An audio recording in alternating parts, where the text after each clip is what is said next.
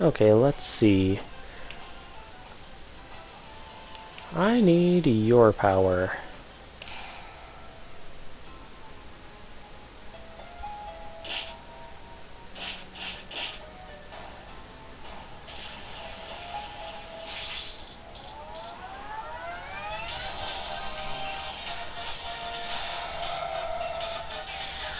And this is Neon Tiger.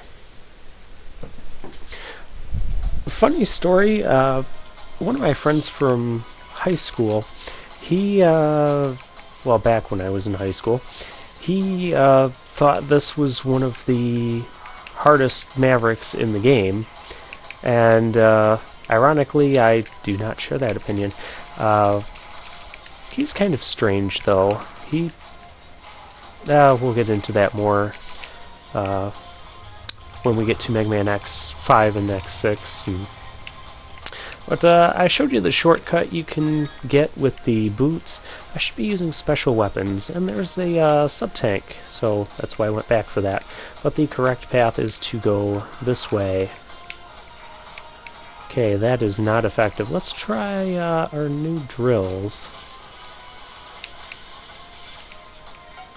That wasn't too terrible.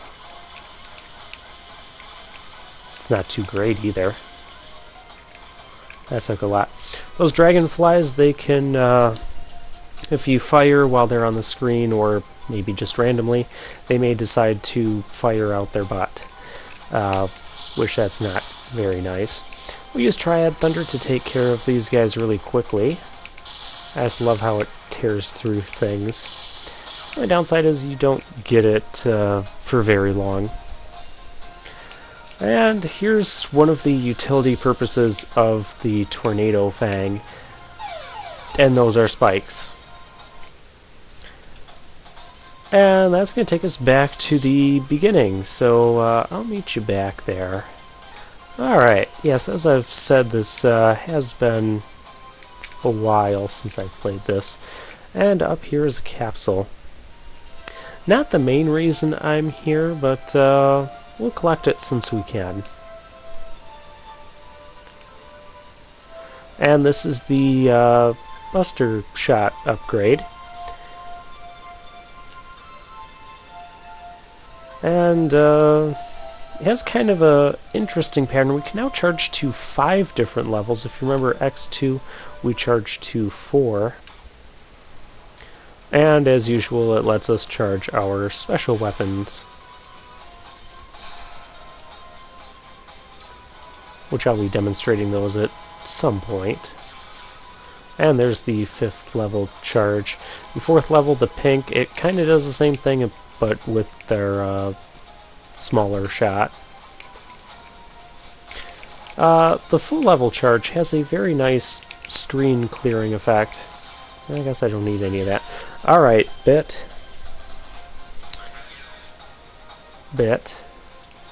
Oh, this isn't the mini-boss. This is, well, it is a mini-boss. It's just this guy. As I recall, this guy kind of takes a lot of shots.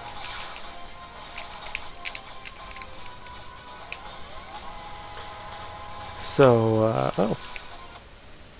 Wow. He doesn't have as much health as I originally thought. I remember that battle taking a lot longer in the Super NES version. Maybe there's a version difference there.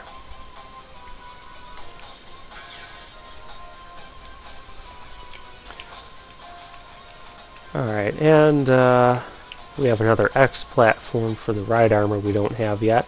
And, oh, I normally use 0 for this section. So for 0, you just go to your menu screen, press the R button, and then you can call 0. Now, one thing you have to do is be careful not to die as 0, because if you do, you can no longer use him for the rest of the game. And there's a couple scenes that'll change if you can't use him, or he's dead. So do be mindful of that. But I like to use 0 through this section because there's a lot of these guys, and they can very easily damage you. once we get to a door like that, X will come back and take over. So you only get to use 0 for short sections of stages, and I kind of don't like that. There is a place where we get to use 0 to battle a mini-boss, and this is where we should be fighting Bit. I don't know, normally when I play the Super NES version, he comes out like right away on the 3rd stage, and it doesn't always happen in the PlayStation version, which this is. So, and then we have these, those spikes are not lethal as I demonstrated, but those neat little ground crawler enemies, they will create spikes. This is not the most useful way of dealing with them. Alright, I'll meet you guys back there. Alright, so the spikes aren't lethal, but taking too much damage apparently is. And I don't think our special weapons are too good against these guys. Let me try the Frost Shield. We'll shield ourselves from them. That wasn't too bad. And if we get on this Dragonfly ride over a little bit, we have a heart tank, which you can reach without the leg upgrade. It's quite easy. So anyways, we're up to Neon Tiger now, and back to talking about my one of my old friends from high school. He always had a hard time with Neon Tiger, and I found it funny, because Neon Tiger's the first guy that I beat. And so, when he dashes up like that, if you dash out, you can usually catch him to come back down. Are you going to shoot at me? Okay, and he can shoot at us, which usually isn't too hard to dodge. Although he can start firing at you while he's on the wall, and that becomes kind of problematic. Like I said, use the dash technique, and he's not too bad.